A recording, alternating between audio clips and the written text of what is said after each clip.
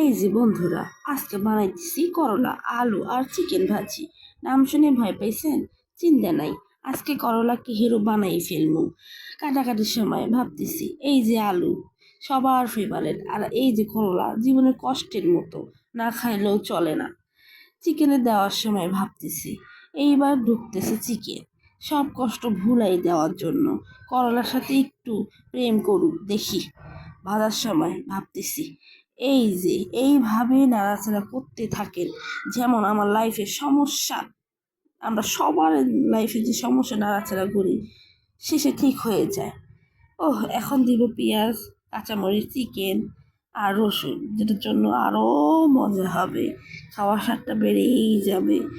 একদম নাড়তে নাড়তে একদম লাল লাল যখন পেঁয়াজ হয়ে যাবে, তখন লবণ হলুদ সব কিছু কিন্তু আগে থেকেই দিয়ে রেখেছি, এটা আবার ভুলে যেয়েন না। শেষে লাইক কমেন্ট করতে আবার ভুলে যেয়েন না।